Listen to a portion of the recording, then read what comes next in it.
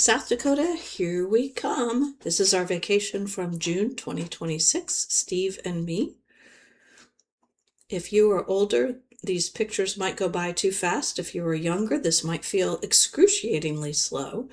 But here is our trip. So, South Dakota, in case you can't remember where it is, there it is on the map. Minnesota to the east, Wyoming, etc. to the left, pretty close to Canada. And we, of course, are in Atlanta, the biggest airport in the world, maybe, and easy to get between Atlanta and South Dakota, right? Of course, right.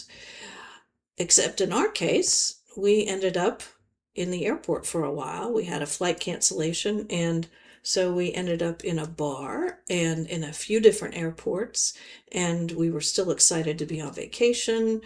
And then ultimately, it took a while, and then we got to Rapid City, South Dakota, and this is what we saw. But we checked into our hotel, and then the next day we got going. So Rapid City this is in western South Dakota.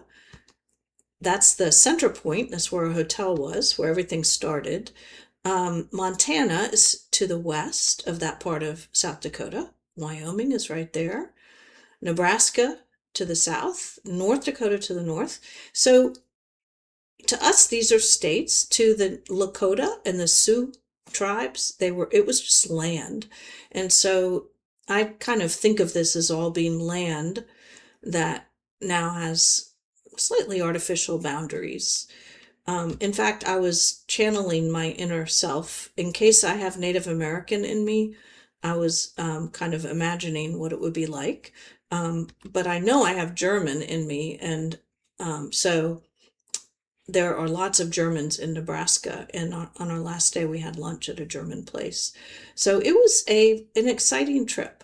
I was born in Cheyenne, which is just a little bit south of here in Wyoming. So it was fun in a lot of ways. Okay, so here we go.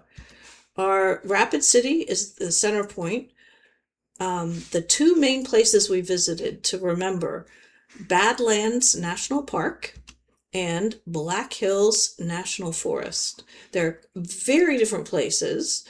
We had two vans who took us from Rapid City to the Badlands, into Black Hills, and then back. So this took about 5 days. Some of this, of course, was bike riding and some hiking, but the shuttle took us, and it's not more than an hour, really, hour and a half maybe, in between these two places. Very, very different terrain. So interesting. Okay, so first day, we took a shuttle to Wall, South Dakota, and we went to Wall Drugs. Don't have many pictures here, but it is probably a precursor to Buc-ee's, except old-fashioned. So just imagine it. But a place to use the restrooms and get geared up to get on our bicycles. And these are the e-bikes that we used. We had 3 big rides for this trip. And so day 1, this is our first ride. And for every bike ride, we had an app that showed us where we were going, the elevation, the miles. This was our ride before lunch. This was our ride after lunch. And the elevation really doesn't matter much when you're on an e-bike. In fact, the downhill to me is a little bit harder because it's kind of scary and you can get going really fast.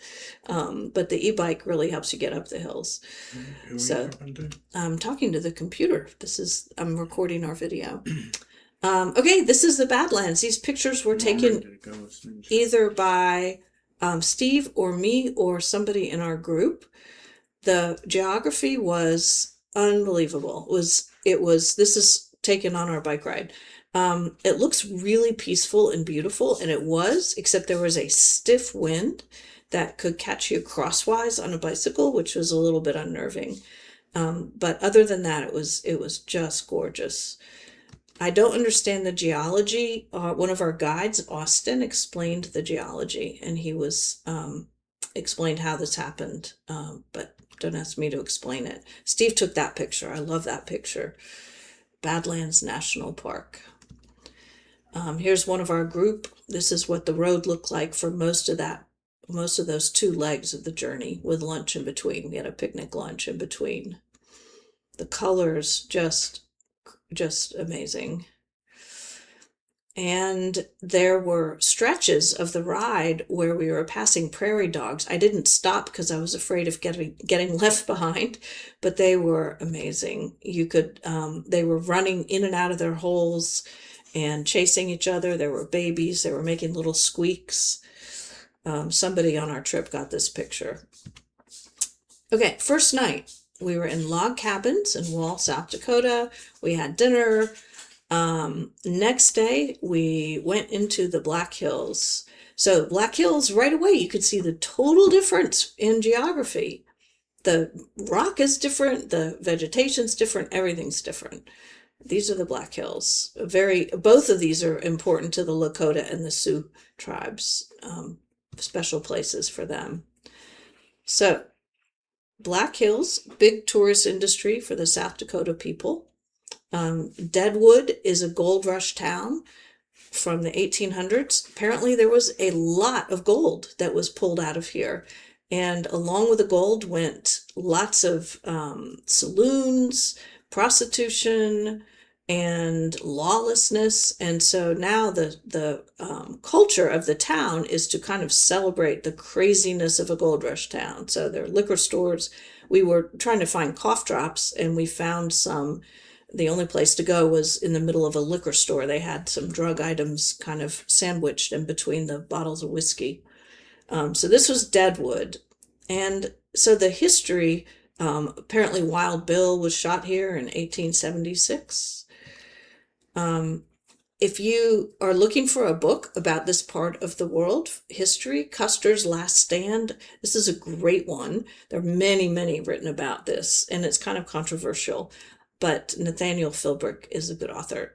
So this is about George Armstrong Custer and how his troops kind of got massacred along with him, and nobody really knows the details because they all died. Nobody lived to tell the tale. Crazy Horse was the Lakota chief who was a hero and I think led the warriors, if I remember correctly. And so the Lakota won in the short run, but in the long run, of course, it was not good news for the Native Americans who were forced off their land. And Sitting Bull plays into the story a lot as well. So anyway, recommend the book. Okay, this is the teacher in me coming out in this. So 3 big rides. Number 2, the next day was Spearfish Canyon, still in the Black Hills. Truly, it was all downhill and windy roads, and it was mostly along a river, a very fast-moving river, in a canyon. It was gorgeous once again, really, really gorgeous.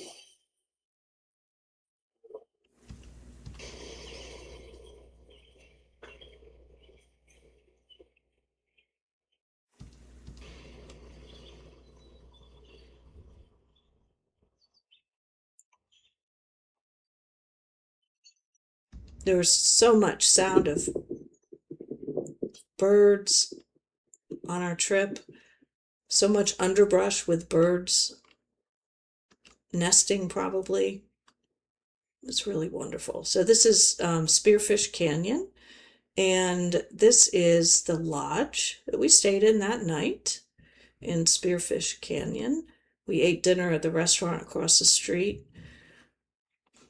Steve took these pictures. I was getting to know Guido, who is from Minnesota. He and his wife were on the trip. A really fun couple. All right, next, third big ride, Mickelson Trail. This was an old railroad, like a train track, except no train tracks left, but only hikers and bicycle riders on it. So this was 33 miles. We went on this to get to lunch, and it was also pretty amazing. So the beginning, these are the Backroads vans. We had 2 of them that we were with the whole time. And the great leaders, there's Austin, I think, set up our bikes, kind of like getting the horses ready, putting the saddles on and everything. So they set up our bikes, got everything charged, ready to go. And it was freezing that morning. I was afraid we were going to freeze to death on the whole ride, that we weren't dressed well, but it turned out that we had a tailwind, and it really wasn't. That was the coldest part of the day, was just standing there. And then we started the ride, and tailwind for most of it. And this is what it looked like for a good bit of the ride. It's pretty amazing.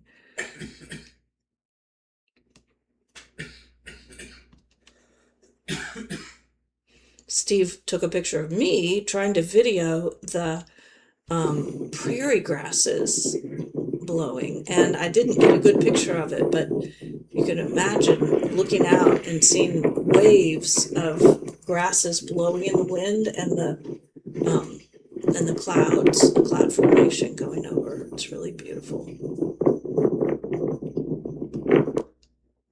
And we had 4 railroad tunnels that were part of this journey. And then after lunch, then we got in the vans and went to view the Crazy Horse Memorial. So this is in progress. It's been in progress for decades. Will probably be in progress for decades more. He never got his picture taken, but this is their best guess on what he looked like. There's his hand, and they're working on the horse. There's part of a horse that's going to be carved out here. Kind of a controversial endeavor there, but here's a picture of most of our group. I say most because we lost one.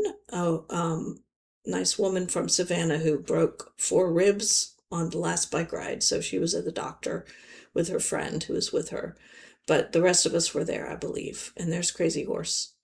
Here is Abby, who we got to know, who's one of the leaders, who maybe we'll even be in touch with after this. She is very cool. Okay. And that night and the next night, we stayed in the best place ever. This is glamping. Under canvas is what it's called. Steve took these pictures, fabulous pictures. This is our tent. This is the like the main tent that had the dining area and the office and all that. Okay, day 4. We're done with our bikes. Now it's just hiking. So we had a 7-mile hike, and it was up to Black Elk Peak. And here's the sign. It was one of the most beautiful hikes I've been on. Here's Steve took this, some of our group going up. We didn't all stay together. We kind of overlapped each other a little bit. Steve and I ended up at the very end, so we were swept up by the sweeper, Austin. The hike was not dangerous at all. It wasn't scary at all. It was just lots of rocks. And then at the very top was super dramatic because there was a fire tower at the top of this mountain that had been used for many decades till it was closed, until they had other ways, I guess, of seeing fires. But here's the fire tower. So this was the culmination of the hike, was going up to the top of this. And then once you're up there, supposedly we could see many states. We were the highest point right there until you get to the Pyrenees Mountains in France and Spain. So, which I find remarkable, but I guess none of the Appalachians get this high. So this is the highest point east of the Rockies. And then we went back down. This is called the Three Needles, really a dramatic rock formation. But the hike was just so varied. Parts of it were in the dark forest with moss, and then parts in meadows. And these trees that I think they are quaking aspen trees with the white bark. They also had birch trees, but I think these are quaking aspen, these little delicate trees in the middle of this really rugged landscape. So about a mile from the end, we were met by Abby and Austin with Deli, I can never say that, chocolates and slices of watermelon. So they were just sitting there on the trail with this set up, waiting to greet us and give us encouragement for the last mile, which we needed because it was painful by this point. And so I'm forcing a smile there and talking to Austin on the way down. Steve took that picture. We're almost at the bottom.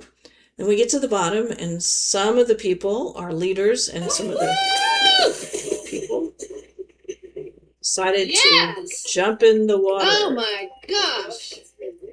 Wow! Oh my. All right, and then we got in the vans and we drove on Needles Highway, which, yes, it looked like this, pretty spectacular. And finally, we're seeing animals. So it was so weird. So we're in the van, and here comes a mountain goat, and he's just hanging out. He's giant, hanging out on the side of the road. And then a little bit farther. Hello, look at him. The arrow sign kind of ruins it. Oh, he's big. Oh, we take it out. Look at him. Oh. So that was amazing. Also, see the bison. Glad I was in the van. He was huge. And apparently they're quite aggressive, or can be. This is our farewell dinner, just some of us. Steve took this picture. And this was in the under canvas tent last night here. Okay, day 5, smaller adventures and getting to the airport. Smaller in one sense, but bigger in another sense. Mount Rushmore, which actually, apparently, these guys are all smaller than Crazy Horse. I think there's a competition going on there. Steve took these pictures. So it's George Washington, Thomas Jefferson, Teddy Roosevelt, and Abraham Lincoln. Big story behind why they chose those guys. And then a final farewell picture. I'd been on the phone trying to change our flight back to Atlanta unsuccessfully, but that's the rest. That's our group. And so from South Dakota, we had our trip to Denver. Steve and I, this is us too. And then we had a trip to Chicago, O'Hare, where we spent most of the night. And then to Atlanta, home again. 21 hours later, we had a surreal experience getting from MARTA station to our house. We were a little bit zombied by this point, but that was pretty fun, being in a Waymo. That was our trip. Thank you for watching.